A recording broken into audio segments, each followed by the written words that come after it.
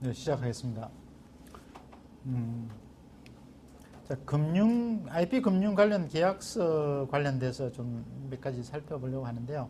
좀 내용이 좀 미약한 부분이 있어서 미리 양해를 구하겠습니다. 그래서 IP 금융 계약 부분에서 전통적인 담보대출 계약 관계에 있어서 뭐 기존에 종전에 아주 좀 오래된 자료입니다만은 근거해서 좀 보고, 그다음에 그다음 자산 유동화 계약 부분에서는 기본적으로 뭐 자산 유동에서 세 가지 기본 계약, 즉 양도 계약서하고 좀 업무 위탁 자산 관리 계약서하고 뭐 큰 차이가 없어서 다만 특별하게 특징으로 되는 사항에 대해서만 좀 볼 수 있도록, 그리고 법적인 검토 사항을 하는 쪽으로 해서 한번 부르도록 그래 하겠습니다. 먼저 IP 금융계약 부분에서 기존의 담보계약과 어떤 차이점 내지 특징이 있겠느냐 하는 부분의 문제인데요.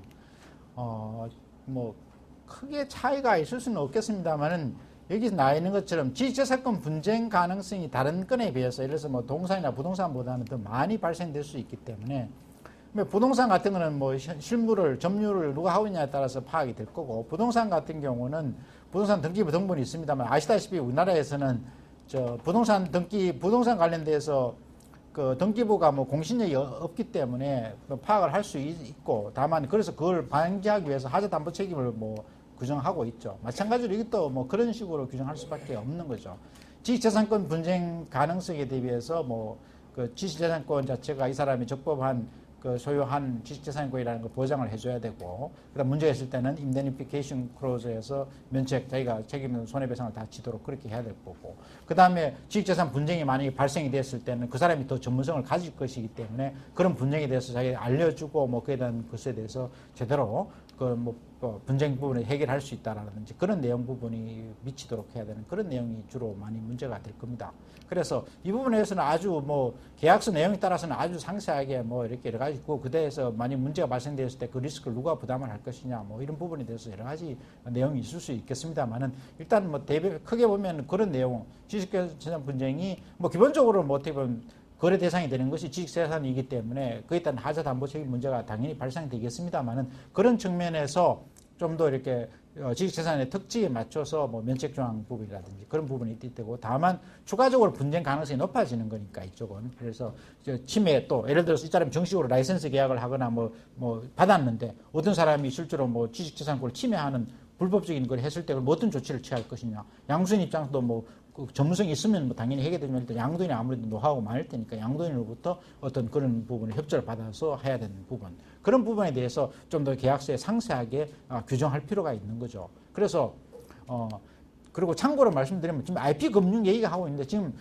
은행에 계신 분도 있고 좀 다른 공기업 금융 공기업에 계신 분도 계시지만, 지금 IP 금융은 어떻게 보면은 어느 선은 넘어섰지 않느냐는 생각은 사실 듭니다. 무슨 말인가 하면, 옛날에는 실패를 많이 했지 않습니까? 그래서 정책적으로 했지만, 결국은 IP 금융에 대해서는 지금 적극적으로 금융을 하고 계시는, 금융에 계신 분 입장에서는 어느 정도 이걸 적극적으로 받아들여야 되지 않느냐는 생각을 가져야 될 것 같습니다. 제 생각에는. 그러니까 그래서 IP 공부에도 좀 많이 해야 되고, 그거를 안 할 수가 없는 것 같아요. 지금 시대가 바뀌고, 아까 말한 리얼 월드가 아니라 사이버 월드가 넘어가는 모든 것은 IP와 연결된 그런 문제가 발생이 될 텐데, 그걸 그냥 옛날에 전통적인 눈에 보이는 그런 어떤 자산에 대한 어떤 그런 쪽으로 들어가기에는 제가 봐서는 문제가, 그런 IP를 보는 눈을, 아까 전에 가치평가도 나오고 그 여러 가지 사업성이라든지 기술성 평가하는 건데, 아주 그건 아니라 하더라도 어느 정도 외부의 어떤 그 인력을 활용을 해서 지금 그거에 대해서 인식할 수 있는 정도 수준의 지식은 절대적으로 필요하잖아요.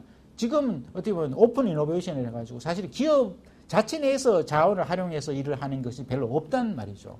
어떻게 보면 지금 다 계신 분들께서는 금융기관에 계시고 상당히 금융의 어떤 고시라고 할 정도로 이렇게 많이 여러 가지 좋은 여건을 가지고 계십니다만은, 그런 기업의 틀이라는 것이 제가 봐서는 앞으로는 허물어지지 않느냐. 국가 간의 국경이 허물어지듯이 기업도 그런 부분이 허물어져서 오픈 이노베이션 하기 때문에, 결국은 지금은 모든 사업자의 연합 그룹이 이루어지면서 사업 형성이 되어가는 그런, 제가 더 전문가 계실 텐데 제가 말씀드리기 좀 그렇습니다. 그런 생각이 듭니다. 그래서 사실은 변호사 입장에서도 로펌 자체도 인터넷 로펌으로 앞으로 바뀔 것 같습니다. 로펌이 지금 형태에서 완전히 바뀌어버릴 가능성이 높습니다. 왜냐하면 인터넷으로 다 연결이 되기 때문에 지금 현재 뭐 같은 로케이션에서 뭐 같이 뭐 변호사라고 뭐 같은 그런 소속이라고 얘기한다는 것은 사실상 큰 의미가 없어질 겁니다. 다만 거기에서는 신뢰성이 중요하죠. 브랜드하고 신뢰성이, 시장의 신뢰성은 절대적으로 중요합니다만은 뭐 그런 부분이기 때문에 이 부분은 사실 그래서 여기에 대한 중요성이 좀 있다고 좀 말씀을 드리고요. 그래서 이 부분에서 같이 뭐 저도 마찬가지로 좀 같이 공부를 해볼 수밖에 없는 부분인 것 같고요. 그 다음에 개량 확장 지식재산권의 담보권 심시도록 무슨 말인가 하면 계속적으로 발전을 하기 때문에 IP는 거기에 따라서 또 업데이트되는 지식이 들어가게 됩니다. 계속 크게 되기 때문에 그런 부분에 대해서 만약에 소외해버리면은 의미가 없어져 버리는 문제가 발생됩니다. 그래서 업데이트되는 개량된 지식 부분에 대해서 담보권을 미치도록 하는 뭐 이게 유사한 뭐 있습니다만 다른 그 동산이나 부동산도 있겠습니다만 이 부분에 대해서 또 강조점이 더 하는 거죠. 어떻게 확보가 되느냐, 보장이 되느냐, 그것을 엮을 수 있는 방법이 뭐겠느냐 하는 부분에서 그 담보권을 미치는 건 뭐 그래서 어떻게 해서 빠져나가지 않도록 할 수 있는 방법이 사실 중요할 겁니다. 그다음 유질, 그다음에 질권을 설정받는 것을 처분을 할 수 있도록 하는 부분에 대해서 하는 것이 절대적으로 필요하죠. 그렇지 않다면 실행 해소가 특성상 없기 때문에. 그 다음에 처분 시 특정 양수인의 지정 필요. 이건 아시다시피 마찬가지로 실제로 그 기술이 필요한 사람한테만 의미가 있는 거지. 필요 없는 사람은 아예 관심이 없는 거니까. 그렇다고 해서 뭐 판례 공매 절차를 할 수 있는 사항이 경매를 일단 뭐 경매 절차를 하긴 하겠지만 과연 얼마만큼 실효성이 있겠냐. 그러면 시간상에 전에 말씀드렸듯이 뭐 평가하는 데 시간이 걸리는 것처럼 해소하는 데 엄청난 시간이 뭐 거의 유찰될 가능성이 거의 뭐 100%라고 볼 수도 있는 거죠. 그렇다면 과연 그걸 어떻게 할 것이냐. 그에 대한 안전장치가 필요하다는 거죠. 그러니까 시장에서 사실은 지식재산 전문 회사 같은 게 많이 있다 그러면 그런 쪽에 인수를 한다든지 아니면 그러면 그쪽에서 인수가가 어느 정도 결정이 되면은 예를 들어서 했을 때 어느 정도 보장이 되는 거니까 그에 따라서 어느 정도 리스크를 어느 정도 평가를 하고 그 담보를 취득할 수 있는 그런 문제점이 있을 수 있을 것 같습니다. 그 다음에 저작권은 저작 인격권 같은 거는 전속적인 권한이기 때문에 그것은 양도가 될 수가 없습니다. 그렇다고 해서 그냥 하게 할 수는 없으니까 반드시 그 사람의 동의를 받아서 절차를 할 수 있도록 협의를 받아서 하는 그런 그래서 만약에 안 했을 때는 그에 따라서 그 계약상의 계약 채무 불이행에 따른 책임 문제를 발생시키도록. 그 다음에 채무 불이행을 발생시킬 때도 그러면 손해를 어떻게 입증할 것이냐. 사실은 장난이 아닐 겁니다. 그렇기 때문에 그것은 손해배상 예정액이라는 그런 제도에서 금액을 적어놓음으로써 하는 것이니까 사실상으로 기술적인 어떤 계약서상의 어떤 테크닉상으로 상당히 중요한 부분이 많이 발생될 수 있다고 보여집니다. 그래서 그 부분에 대해서 그 다음에 또 이런 부분이 있겠죠. 예를 들어서 그래서 저작권이라든지 이런 것에서 아예 특정이 되면 문제가 없겠지만 영업 비밀이라든지 이런 특정이 안 된 것을 과연 어떻게 특정을 계약물로서 대상으로서 특정을 시킬 것이냐 하는 부분도 사실은 굉장한 문제가 있는 거죠. 그래서 아까 임치제도가 있으면 임치 예를 들어서 수취인이 가지고 있는 어떠한 어느 날 받았고 어떠한 내용 이렇게 해서 특정을 할 수도 있겠죠. 예를 들어서. 그러면 그게 확정이 될 거고 그건 약간 기술적인 사항이겠습니다만은 그런 부분도 사실은 문제가 약간 특징으로서 문제가 될 수 있을 것으로 보여집니다. 그래서 여기에서는 기초적인 내용을 한번 보자고 지금 정리를 한 건데 사실 미흡한 부분이고 사실은 조금 이 부분에서는 좀 미리 양해를 구하겠습니다. 내용이 많지 않아서 한번 참조를 한번 보도록 하겠습니다. 예를 들어서 특허권에 대해서 질권을 설정한다. 특허권이라는 것은 질권 자체가 설정하는 데서는 있으니까 문제가 없겠죠. 그러면 예를 들어서 옛날에 했던 자료입니다만은 권리를 특정을 해야 되겠죠. 그 다음에 여기서 이제 담보하기에 특허권 기타 지자체권 관련 문서 및 그에 대한 저작권의 질권을 설정한다. 이 지금 표현이 이렇게 되어 있는데 특허권 등이겠죠. 이게 그래서 그러면 구체적으로 특정을 하는데 여기에서 밑에다가 이제 표시를 이렇게 이런 식으로 지금 했는데 특허청 등록 번호가 가장 중요하게 되죠. 지자체상권 같으면 등록에는 문제가 안 되겠지만 그 등록 번호 어떻게 이걸 특정할 것이냐 하는 부분에 대해서 예를 들어서 특허의 어느 등록 번호라든지 그다음에 출원자라든지 이런 쪽으로 해서 특허 원부에 정리가 되면 되는 거니까 문제는 없겠죠. 그다음 질권 설정 절차 이거는 좀 옛날성이라서는 잘못됐겠죠. 질권 설정 절차의 문제는 아니고 질권 설정을 하는 것은 이 계약서에서 질권을 설정한다. 그다음 동의를 받는다. 그다음에 확정 일자를 그다음에 계약서에 도장을 찍는 다시 그렇게 찍음으로써 이 계약 문구는 그렇게 바뀌어야 되겠죠. 그래서 동의를 이 계약서로서 가름해서 동의를 한다. 그다음에 그래서 동의를 한다는 문서를 질권 설정하기로 하고 그다음에 채무자는 동의를 한다. 그다음에 그 문서를 같이 그 질권 설정자까지 지위까지 다 넣어서 질권 설정자와 질권자하고 같이 해서 같이 계약서 당사자를 필요한 사람을 다 넣고 그 다음에 이 계약서의 서명으로 계약서의 합의를 질권 설정의 청락으로 가름하기로 하고 그 다음에 계약서의 확정일자를 받으면은 그 문제는 해결이 될 수 있겠죠. 그 다음에 여기에서 보시는 것처럼 하자 담보 책임 문제. 뭐 당연히 뭐 질권에서 문제가 되는 것은 뭐 전통적인 방식으로 아까 말했듯이 그런 문제점에 대해서 하도록 이렇게 하는 것은 뭐 당연히 문제가 없을 겁니다. 그 다음에 침해 대응. 자, 이게 과연 현적으로 문제가 되는 거죠. 그래서 뭐 저작권을 있는데 실제로 계속 침해 행위가 발생될 수 있을 때 뭐 생긴지 아닌지 알 수가 없으니까. 그 다음에 어떨 때는 고정적으로 시장 조사 의무까지 부과할 수 있죠. 시장에 대해서 그 사람들 하고 있으니까 어떤 시장에 대해서 매일 쿼터리로 보고를 하라든지, 그래서 쿼터리로 보고를 해서 그랬던 혹시 뭐 침해 중국 같은 데서 뭐 나왔을 때는 뭐 침해하는 게 많을 거 아닙니까, 그죠? 그럼 그에 대해서 어느 정도 그 의무를 아예 처음부터 부과해서 그런 문제가 있을 때 보고를 하도록 하고, 그래도 문제가 침해되는 것은 그 지금 양수인한테 팔도록 보고하도록 해서 그다음 그에 대한 뭐 비용부를 이쪽에서 부담을 해서 하든지 뭐 적극적으로 하고 책임을 지고 한다든지 뭐 이런 식의 게 필요할 겁니다. 그래서 침해되거나 침해 우려가 있다는 데는 개요를 서면으로 보고하도록 한다. 그다음에 가베 지시가 있는 데는 뭐 이렇게 하도록 한다. 서로 협조해서 하고 그 다음에 화해를 못 하도록 하는 거지만, 예를 들어서 뭐 당연히 그 합의를 해서 주로 뭐 이쪽에 을이 주로 그게 되겠죠. 예를 들어서 주로 을이 그 담당 그 회사가 될 테니까 그 회사 쪽에서 주도적으로 가지고 그에 대해서 적극적으로 이런 뭐 내용이 좀 바뀌어야 되겠습니다. 좀 더 예를 들어서 시장 조사도 하고 쿼터리로 뭐 아니면 세미애누얼리 보고하도록 하고, 그다음 문제가 생기면은 같이 그 전문가를 같이 협의를 해서 그 진행을 어떻게 할 것이냐 부분은 하고, 뭐 전문성이 있으니까 을에서 하되 뭐 변호사 선임부터 쭉 해서 하는데 뭐 그 비용은 누가 또 을이 부담할 것이냐 하는 부분, 그런 부분도 이렇게 정리를 할 필요가 있습니다. 그다음에 그다음 모든 진행에서는 갑의 주도하에서 일행을 하되 을이 뭐 이렇게 보고를 하고 뭐 그에 따라서 문제가 됐을 때는 을이 뭐 책임을 지도록 한다든지 뭐 그런 쪽에 필요할 거로 보이시고요. 그다음에 채권 양도 부분에서는 채권 양도 부분에서도 이건 이제 표현이 좀 적절하지 않는 것 같습니다. 뭐 채권 양도 관련돼서는 아예 처음부터 채권 양도를 하기로 하고, 아니면 채권 양도에 관련된 성락서도 이거를 성락하는 그 당사자를 그 양수인하고 실질 통지를 받는 사람 하는 사람에게 대해서 아예 계약 당사자로 들어가서 아예 이쪽에서 여기서 확정일자부로 해서 통지 성락이 이루어지는 형태로 아예 그래 처리를 해버리는 것이 계약 문구를 그렇게 바꾸는 쪽으로 이렇게 정리하면 될 것 같습니다.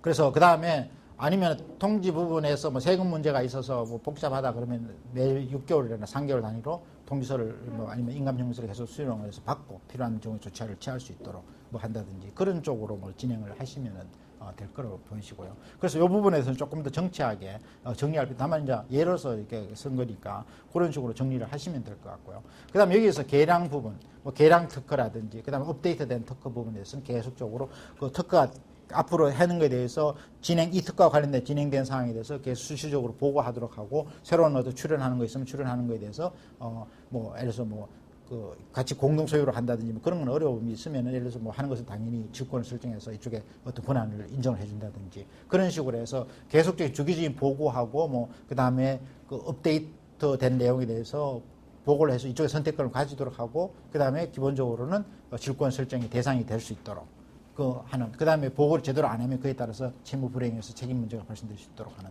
그런 쪽으로 해서 하도록 하고, 이건 당연히 뭐 처분을 해야지 되는 거니까 처분해야 되는데, 예를 들어서 지금 여기에서는 좀 자세히 나와 있지는 않습니다만 지금 유질 조항에서도 처분을 하도록 하는데, 처분하는 것도 아무나 경매를 할 수 있는 부분이 아니기 때문에 아예 처음부터 하면서 예를 들어서 뭐 우리나라에서 인터랙티브 디스커버리 같은데 그런 거 인수하도록 되어 있는데 지금 활성화되고 있지 않습니다만, 그런 회사가 미리 아예 그 부분 어레인지를 해가지고 뭐 저렴하는 거 하는데, 기본적으로 가격 부분에 대해서도 어느 정도 뭐 가격 부분은 또 뭐 시간에 따라서 바뀔 수는 있겠습니다만 어느 정도 어레인지를 해서 그에 처분하는 거에 대해서, 그 다음에 처분하게 되면 이미 정산으로 되고 뭐 금액 부분에 논란이 있을 수 있으니까 그 부분에 대해서 아예 합의를 해서 추후에 분쟁이 발생되지 않도록 그렇게 정리하는 것도 사실은 필요하죠. 그게 사실은 굉장히, 그리고 실제로 담보물의 처분 부분도 사실 굉장히 중요해요. 처분이 굉장히 사실은 어렵게 되니까요. 그런 부분에 대해서는 정리하는 것도 굉장히 필요합니다.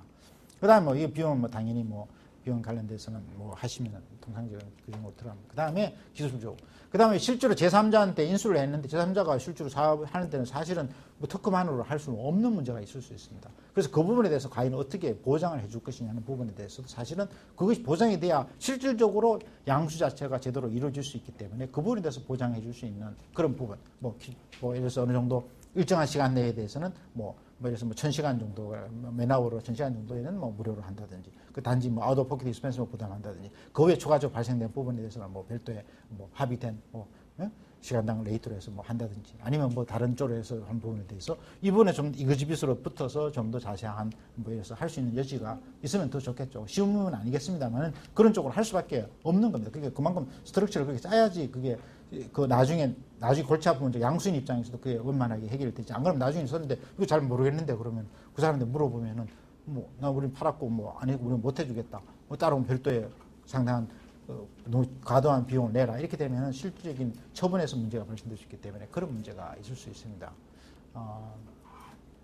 그 다음에 어른 혹시 시장에 있으니까 뭐 이렇게 이거는 그 성실 준비하도록 했는데 뭐 그런 부분에 있어서도 뭐 이래서 관련된 사항에 대해서 뭐 보고를 하게 한다든지 아니면 그에 대해서 이렇게 그 중재하는 부분에서 좀 더 구체적으로 조금 이렇게 규정할 필요가 있는 거죠. 근데 이건 사실은 뭐 쉬운 문제는 아닌 거로 보여집니다만은. 그래서 어쨌거나 이 특성 부분에서 이런 부분에 대해서 사실 얼만큼 뭐 구체화될 수 있느냐가 사실 중요하죠. 계약서라는 것이 사실은 뭐 명확하게 하자는 것이 계약서로 저는 이해를 하고 있습니다. 단지 뭐 약간의 문제가 될 수 있는 부분을 구체적으로 명시적으로 하자는 것이니까 이 부분에 대해서도 좀 더 지금 이 문구는 굉장히 뭐 심플하게 되어 있습니다만은 이것이 뭐 한 페이지 책으로 될 수도 있는 거죠. 어떻게 보면. 그래서 그 자세하게 정리를 할 필요가 있다고 생각합니다. 이것은 간단하게 이 업계의 그 실직의 사정을 모르는 사람은 할 수는 없을 거고요. 그래서 이런 부분에서 좀 보장이 될 수 있도록. 그래서 그에 대해서 뭐 이런 실질권 부분에서도 뭐 논의가 될 수 있고 하는 과정에서 실질권을 하는 부분도 그 논의가 매도를 하는 뭐 질권 설정하는 과정에서 뭐 그 협상이 있는 사람도 있을 수 있는 거니까요. 그런 부분에서 정보도 제공해 줘야 되고 현재 논의가 있었던 사람 옛날에 실질권 협약으로서 요청을 했던 업체가 있을 거고 뭐 그런 정보 자료 같은 것도 쪽에다가 뭐 제공할 수도 뭐 예를 들어서 뭐 그건 쉬운 문제는 아니겠습니다만 그런 식의 어떤 접근도 필요하다고 보여집니다. 그다음에 뭐 이건 일반적인 사항이고요.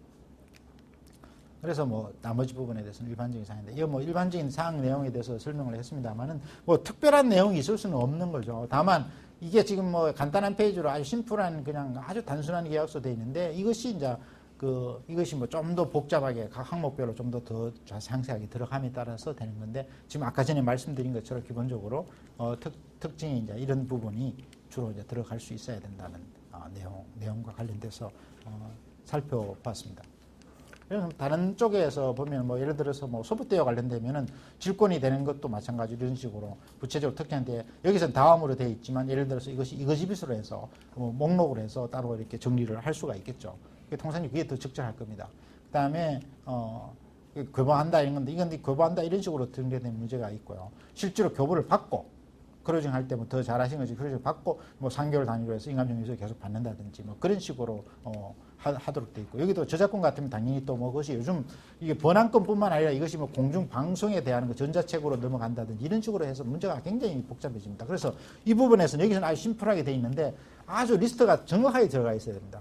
아니면 아예 포괄적으로 해서 등 해가 기타 모든 것에 뭐 2차 정물 모든 걸 포함한다든지 뭐 이런 식으로 해서 가급적이면 그래도 나중에 모든 것은 이건 아니다 이렇게 나올 수 있으니까 그 경우를 통신 뭐 이렇게 이용할 그 뭐 방송 문제도 있을 거고 뭐 예를 들어서 뭐 전자책으로 넘어가는 것뿐만 아니라 뭐 여러 가지 형태로 또 있으니까 뭐 다른 나라로 번역하는데 번역한 나라도 뭐 특징이 될 수 있는 거고 뭐 그런 부분에 대해서 모든 부분에 대해서 정리를 해서 이것이 명확하게 할 필요가 있겠죠. 그다음에 여기에서는 아까 전에 말씀드렸듯이 저작 인적권 같은 것은 개인 전속권이기 때문에 양도가 될 수 없는 것이지만 이런 식으로 인적으로 갑의 서면이나 사진 서면 없이 할 수 없다. 서면을 동의를 받거나 하도록 해서 그에 따라서도 만약에 서면 동의서 안 했을 때 어떻게 할 거냐.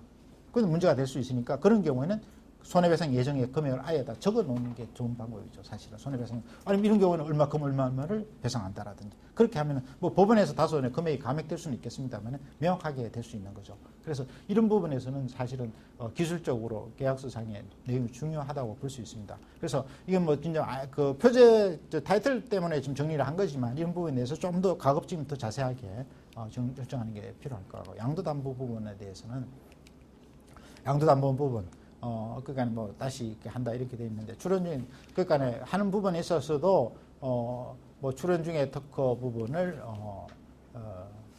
그 특허 부분을 뭐 대상으로 할 수도 있는 내용이고요. 그다음에 또 이제 추가한다. 그다음 어른 독점적으로 특허권을 사용할 수 있도록 하는 것을 계속 사용할 수 있도록 양도담보니까 지금 양도담보니까 지금 여기가 뭐 소위 말하는 이게 표만 그렇게 돼 있어 세일즈 앤 리스백과 같은 그런 형태가 되는 것이죠. 그래서 팔도록 하고 그다음에 그 실제로 계속적으로 뭐 독점 사용할 수 있도록 하니까 이 사람 입장에서는 판 그만큼의 돈을 매각되는 만큼의 금융을 응통하고 그다음에 여전히 독점적으로 사용할 수 있죠. 근데 사유자의 비용을 그 대신에 이거 뭐 어레인지먼트 하기는 나름이지만 여기서 로열티를 줄 것이냐, 로열티를 뭐 본 아예 뭐 매각되거나 했을 때 감안을 해서 안 하는 걸 할 것이냐, 그 다음에 기간은 어떻게 할 것이냐, 뭐 그 어차피 그 계속 하는데 뭐 그런 부분에 대해서는 정리를 할 필요가 있겠습니다만은 예를 들어서 뭐 다시 뭐 바이백을 할 때까지 한다든지 뭐 아니면 뭐 다른 조건을 또 경우수를 그때는 또 만들어서 뭐 이렇게 정리를 해야 될 거로 보여집니다. 그 다음에 뭐 비용 자체는 어차피 기본적으로 뭐 양도담보 형태니까 그냥 그 담보로서 가지고 있는 상태니까 뭐 어리 계속해서 유지비용을 부담하도록 그렇게 하고 그 다음에 아까 말했던 침해 부분에 관련돼서는 역시 똑같이 할 수 있도록 왜냐하면 또 실제로 하는 사람 어리니까 어리에서 시장 조사를 해서 뭐 문제돼서 보고를 하고 그 다음에 특허 침해 소송이 발생되었을 때 그에 대한 대항 부분을 같이 협의해서 진행할 수 있도록 그렇게 하는 것이 절대적으로 필요하다고 생각되었습니다. 그래서 이 부분에 대해서 이렇게 간단하게 되어 있지만 조금 더 상세하게 들어갈 수 있는 거고요. 그 다음에 가등기 담보는 뭐 좀 요즘 많이 쓰고 있는 건 아닙니다만 마찬가지로 똑같이 뭐 이렇게 절차를 이런 식으로 교부한다 이렇게 돼 있지만 더 명확하게 아예 처음부터 서로 하도록 이렇게 돼 있으면 문제가 없을 거로 보여집니다. 그 다음에 지금 뭐 세일즈 라이센스 백 어리먼트 그다음 자손 유동화 계약 부분인데 뭐 계약서 내용 자체는 지금 뭐 하지 않았습니다만 지금 뭐 은행에 또 계시고 다 하시면 다 뭐 말하시고 자산 관리 위탁 계약서 업무 위탁 계약서, 양도 계약서 전에 뭐 자산 양도한 것처럼 기본적으로 그런 문제인데 다만 IP가 가지고 있는 그 자산이 그 지식재산으로 가지고 있는 특성에 따라서 발생되는 어떤 그 특성에 따라서 약간 변화가 필요할 수 있고 그 다음에 만약에 그것이 지식재산권 침해의 문제가 발생이 돼서 뭐 예를 들어 SPC가 어떤 파산으로부터 완전히 자유롭지 못하는 그런 어떤 약간 그 불안한 요소가 있는 부분을 어떻게 보존할 것이냐 그런 문제가 논란이 있을 수 있으니까 그 부분에서 뭐 보험이라든지 뭐 이런 쪽으로 형태를 할 수 있을 텐데 그 부분에서 관련돼서 결국은 뭐 그런 정도만 가만히 되면 될 것 같고 뒤에 뭐 이 Q&A는 여기 자산 야동화가 왜 뭐 필요하고 뭐 IP 그 자산 유동화 했을 때 어떤 내용이 쓰느냐는 것에서 설명을 하는 거를 했는데 그 참조만 하시면 될 것 같습니다. 그래서 그 다음에 세일즈 앤 라이센스 백 어리먼트 부분에서 뭐 그 좀 그냥 그 일반적인 거를 하나 했는데 라이센스 백 어리먼트인데 그 여기서 그냥 제가 그 보기에는 그냥 타이틀 위주로 해서 한번 쭉 보도록 그렇게 하겠습니다. 통상적으로 뭐 계약서 그 포맷은 보면 계약서의 각각 조항에 대해서 데피니션에 다 여러분 다 하시는 것처럼 있는 거로 계약 조항을 정리를 해놔야 되니까.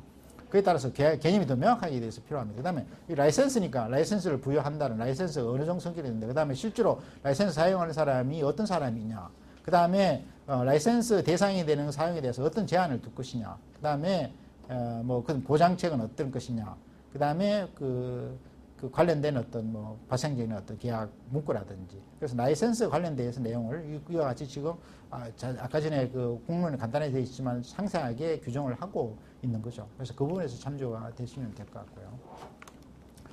그 다음에 이제 실제로 이행 부분에 대해서 딜리버리, 퍼포먼스 앤드 스포트 앤드 아더 어그리먼트 그 다음에 구체적인 어떤 지식 재산과 관련돼서 구체적 내용이 어떤 것이냐 하는 부분 그 다음에 뭐 여기서 보는 건 지식재산 관련돼서 구체적 대상이 되는 부분에 있어서 만약에 문제가 발생될 때 어드버스 클레임이 들어왔을 때는 어떻게 통지를 할 것이냐 하는 부분 그 다음에 그 집행 관련된 사항도 있고 그 다음에 특히 계약 부분 뭐 계약 부분 죄송합니다 지금 여기 벌써 이제 세금 부분에서 이제 가장 부분이 이제 그 각자 부담된 부분을 어떻게 누가 부담을 할 것이냐는 부분 뭐 그런 부분에서 계약서가 사실 세금 부분이 사실 중요하게 될 수 있죠. 그 다음에 관련돼서 뭐 통상적으로 많이 들어가는 건 confidentiality 부분. 어떻게 해서 지금 모든 자료 같은 것이 그 비밀을 유지할 수 있도록 할 것이냐는 부분. 그 다음에 그에 따라서 그 다음에 어떻게 서로 그 협조할 것이냐. 그 다음에 백업을 어떻게 할 것이냐. 그 다음에 어떤 식으로 디스코드에서 제한을 할 것이냐. 뭐 이런 부분. 그 다음에 계약 기간에 관한 문제. 그 다음 종료.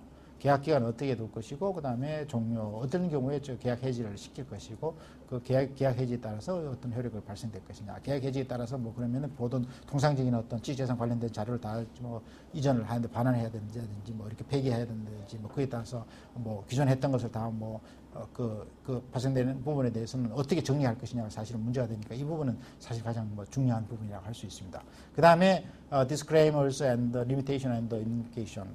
그 뭐 문제가 되는 걸 말해서 보장해주고, 그 다음에 그 리스크를 분담을 시키고, 그 다음에 추가적으로 뭐 제외하는 부분, 리스크 중에서 뭐 그 인덴티피케이션에서 중에서 뭐 제외하는 부분이라든지, 그 다음에 어떤 그 한도, 그 책임의 한도, 예를 들어서 콘시퀀셜 데미에서 뭐 직접적인 손해보를 해서 뭐 실제 손실장이 어느 정도 범위까지 그 영업상 손실까지 뭐 책임질 것이냐, 그 다음에 인덴티피케이션 클로즈. 그러니까 지금 어느 정도 책임 손해배상, 만약에 문제가 침해가 발생돼서 샀는데 지적재산 침해가 발생돼서 만약에 지금 제대로 활동할 수 없는 식으로 저 가자 담보 같은 그런 문제가 발생될 때 어떻게 손실을 보상해 줄 것이냐. 그다음 미셀리너스 부분에서는 뭐 양도 부분, 뭐 동의 없이 양도할 수 없다. 그다음에 당사 사이에서 서로 그 노티스 하는 부분에 대해서 써줘야지 그 연락이 될 수 있도록 하는 거니까요. 그다음에 인타이어 어그리먼트 부분은 뭐 다 아시는 것처럼 그 계약에 종전에 협상되어 있던 내용이 아니고 이 계약에 대해서 전체적으로 모든 걸 다른 걸 차단한다는 거. 그다음에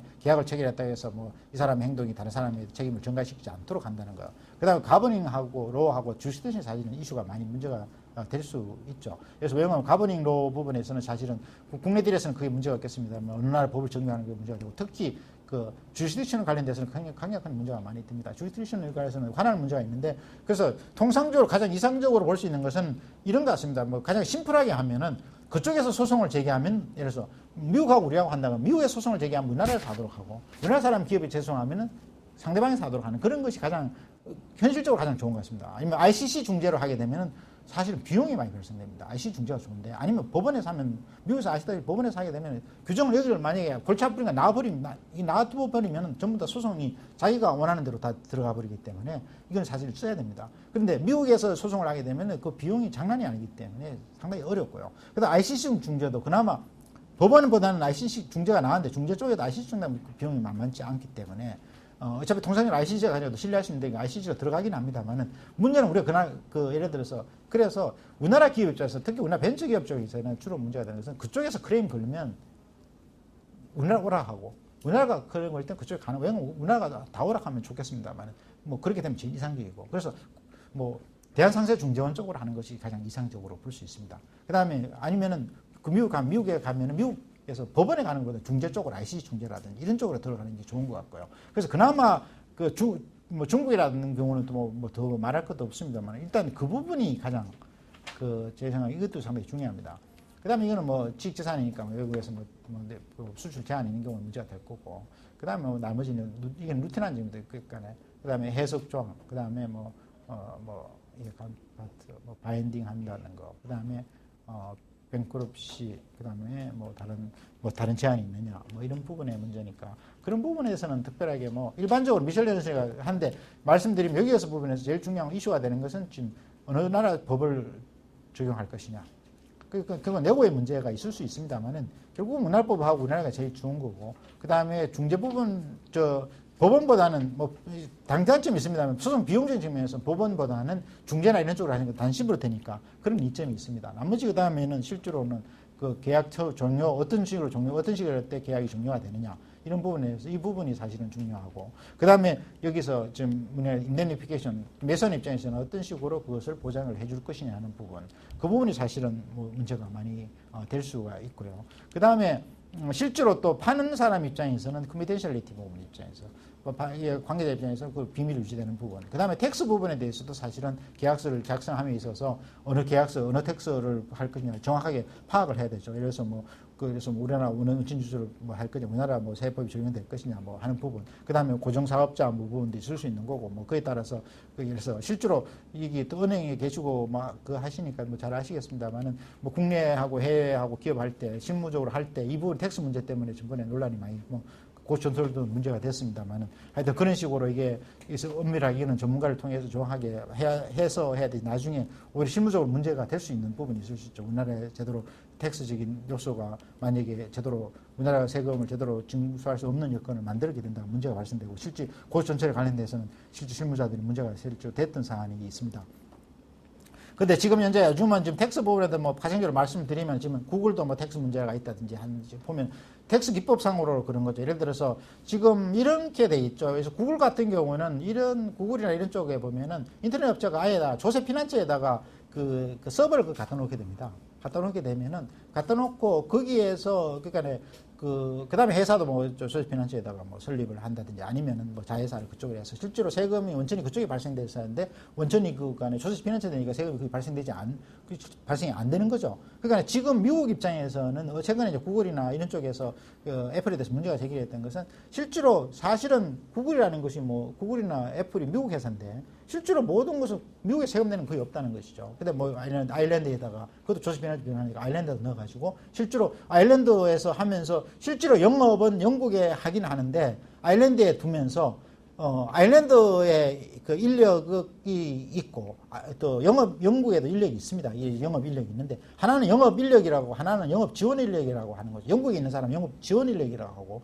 아일랜드에 사람 영업 인력이라고 해가지고 이 사람이 여기에서 실제로 영업 활동을 안 한다고 이렇게 처리를 해버리는 거죠. 그래서 2,000명 되더라도 영업 지원 인력이니까 실제 영업 행위가 안 이루어지니까 영국에서 영업이 없어지는 거죠. 그래서 영국에서 세금 부과를 할 수가 없게 만들어지는 상황이 되는 거죠. 그래서 아일랜드에서 인원이 200명밖에 안 되지만 영업 인력이 있으니까 그래서 이루어지는 거에서 그쪽에서 세금 부과가 이루어질 수 있더라고요. 그다음에 세금 자체가 굉장히 적게 하는 그런 구조가 되다 보니까 유럽에서도 문제가 되고 유럽에서 그래서 지금 이제 논란이 돼서 세금 문제를 조사한다고 그런 거 아닙니까? 마찬가지로 미국에서도 그렇게 지금 미국 애플이나 구글이 미국 기업인데 사실은 그런 기법을 통해서 여러 가지 단계 이렇게 페이퍼 컴퍼니 SSP를 만들어가지고 이렇게 구조를 만드는 때문에 문제가 되는 건데 어쨌거나 그런 면에서 그런 문제가 만약에 접하게 되면 그런 문제가 많이 발생될 수 있을 것 같습니다. 그래서 그런 부분에서 텍스 부분이 지금 현재 조금 이제 경향이 좀 바뀌어가고 있는 거죠. 제대로 지금 실제로 영업을 하고 있는 쪽에서 실제로 예를 들어서 인터넷 같으면 과연 어느 나라 법이 적용될 것이냐 문제가 있었죠. 클릭하는 데가 맞느냐,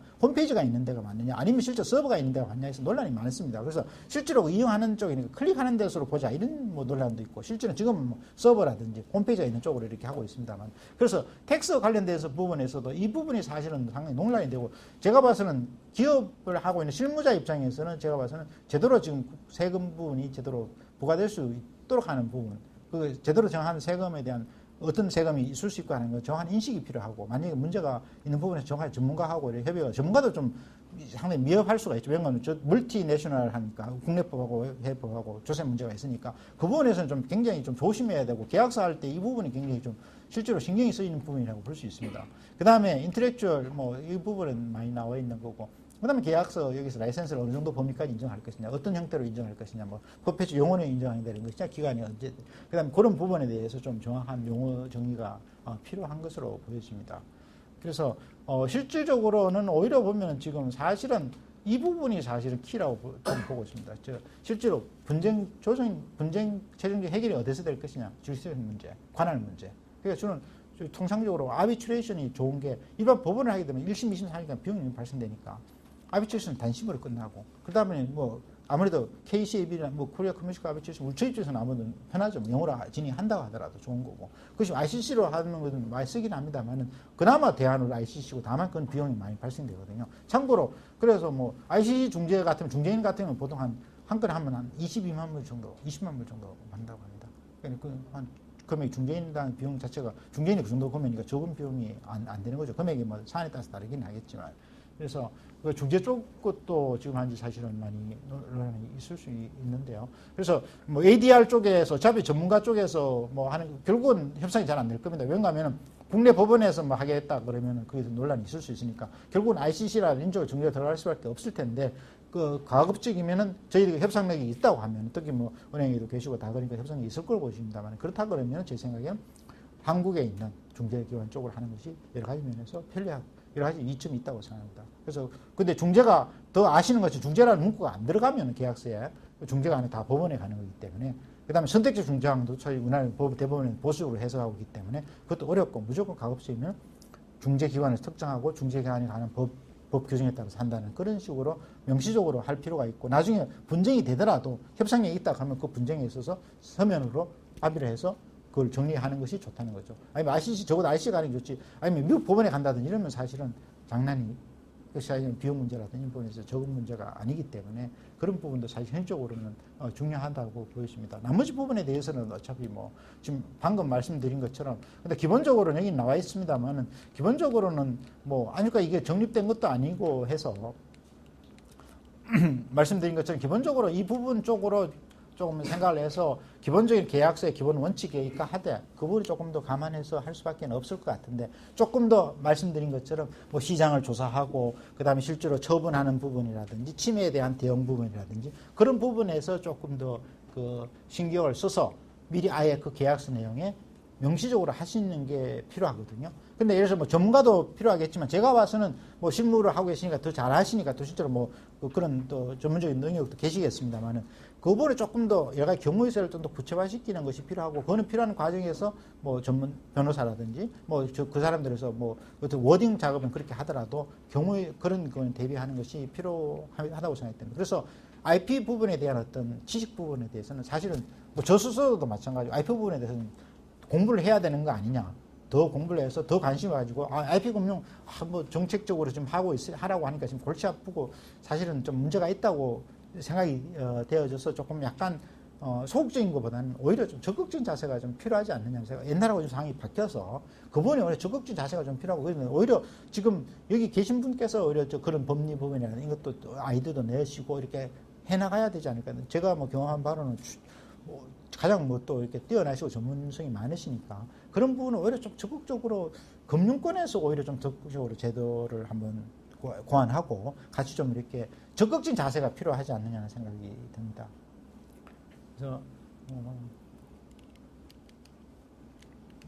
그래서 마지막으로 보시면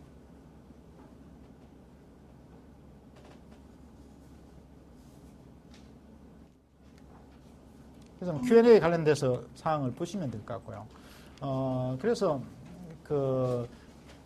모르겠습니다. 제가 봤을 때는 뭐 특히 IP 같은 경우에서 미등록 IP 같은 경우는 이거 과연 어떻게 담보 설정을 할 것이냐 하는 부분에서 사실은 많은 문제가 있을 것 같습니다. 그래서 아까 전에 말씀드린 것처럼 종전에도 말씀드린 것처럼 뭐 임치제도라든지 그다음에 신탁제도라든지 결국은 답은 제가 뭐 모르겠습니다. 뭐 법률적으로 보기에는 신탁이라든지 뭐 임치라든지 이런 쪽에서 어떤 답을 찾아 나갈 수 있는 게 좋지 않을까 하는 생각이 들고요.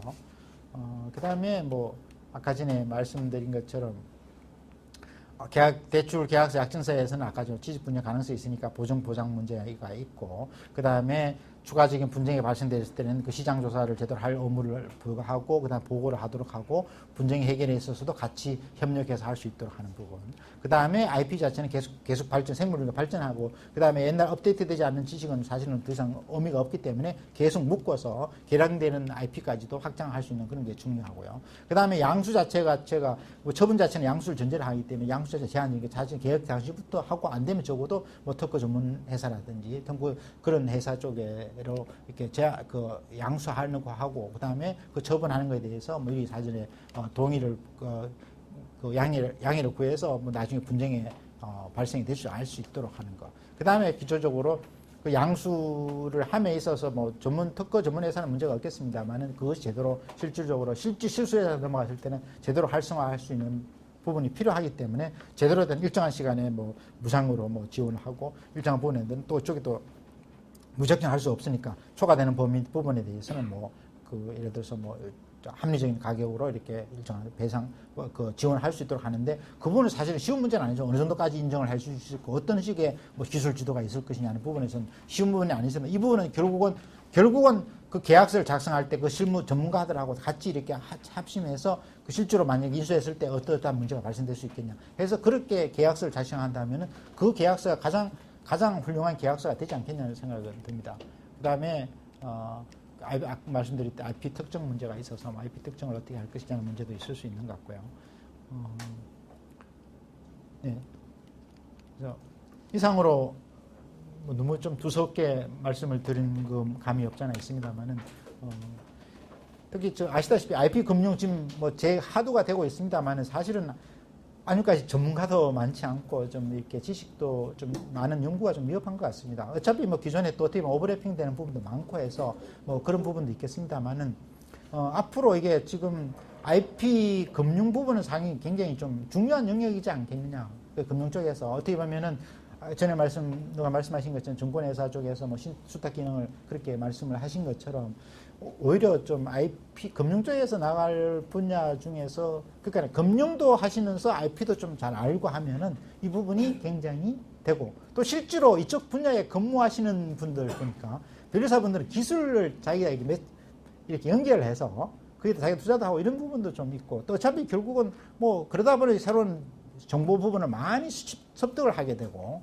그래서 굉장히 좀 좋은 영역이 아니겠나는 생각이 들더라고요. 그래서 모르겠습니다. 뭐 또 실제로는 애로사항이 있습니까? 어떻게 지금 다 금융에 계시고 하니까 좀 더 IP적인 지식을 좀 더 감안을 해서 또 저희가 뭐 옛날에 보면 그 변호사 중에서도 뭐 대학원을 공학 공부를 하신 분도 있었고 뭐 많이 그러신 것 같더라고요. 그래서 오히려 지금 어쨌거나 지금 추세가 IP 쪽으로 넘어가고 있는 상황이기 때문에 그다음 IP가 통합이 되는 입장이고 금융하고 지금 통신하고도 뭐 통합되는 거 마찬가지 그런 상황에서 IP 금융이라는 게 좀 의미가 있는 거 아니겠느냐. 그다음에 금융에서 지금 어떻게 보면 금융이 지금 굉장히 부정적으로 얘기하는 사람도 있지 않습니까? 금융 쪽에서는 앞으로 뭐 금융이 좀 어렵다 이렇게 얘기하지만 결국은 뭐 가장 뭐 자본주의 사회에서 금융이 가장 중요한 거지만 결국은 트렌드가 옛날에 동산 부동산에서 지금은 무채 자산인 IP로 넘어가는 거기 때문에 여기에 대한 어떤 정확한 지식은 절대로 중요하고 그거 활성화시키는데 그 금융에 계신 분께서 좀 더 하신다 그러면 굉장히 의미를 가지고 있고 본인뿐만 아니라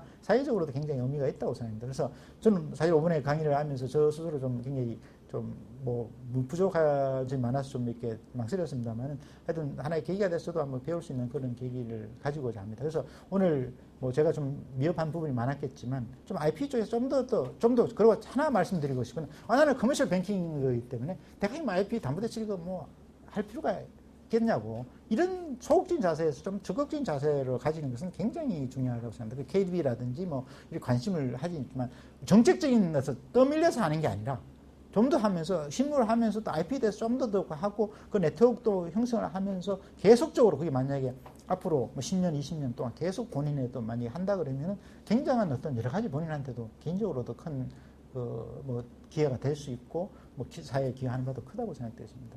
뭐 두서없이 제가 좀 말씀드려서 하여튼 뭐 상당히 하여튼 이렇게